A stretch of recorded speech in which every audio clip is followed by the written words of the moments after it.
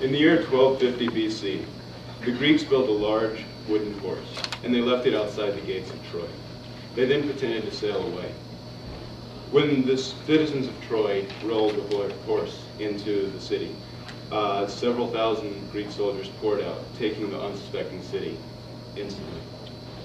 On December 25th of 1776, George Washington launched a surprise attack against the British, crossing the Delaware River at midnight.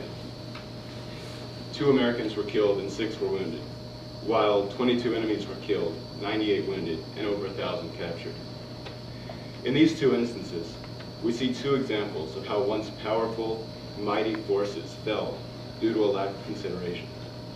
Let our class not be considered the citizens of Troy or the British Army. Let our class be the example followed and not the one avoided. My name is Nick Livengood, and I'm running for the Vice President of the class of 2012.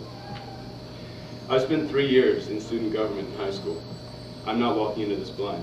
I know what I'm doing. I've been to the meetings here. I've seen how it works. I know the people in it, and I'm able to work with anyone. I've been to SGA. I've watched the meetings. I've attended. I'm reliable. I'm going to be there. Like when our voice needs to be heard, I'm going to be there representing you guys. When our voice doesn't need to be heard, I'm still going to be there. I'm going to hear other ideas. I'm going to be able to bring things to the table. I can work with anyone, anywhere, anytime.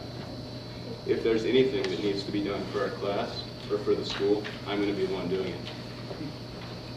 Next year, we will not be the youngest on campus anymore. We're going to be the guided and not the guide. I think I speak for us all when I say that we want to be able to have our ideas and our voices heard, supported and passed in SGA. Helping ourselves is helping the school, and I'm here to help you guys get your voice heard. One of the issues that we all have to deal with, whether we live 30 minutes away or 30 hours away, is transportation. And in light of recent transportation over the holidays, I'm sure you've all, at least some of you, have had to buy passes to the airports, either in Greensboro or Raleigh. And I know that some of the systems with that are flawed in the way that you can only use 1 pass per holiday there and back.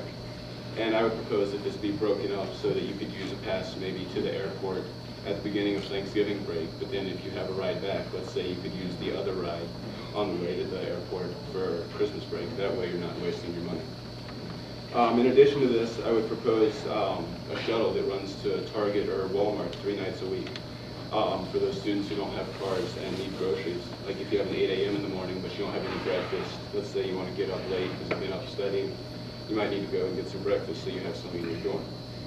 This shuttle would operate on a sign up in Mosley. These are just a few of the examples that I'd be able to bring to the table if you guys elect me as your vice president. There are a lot more. A vice president should never really make promises of what they will or won't do, as there's no decision, it's solely theirs.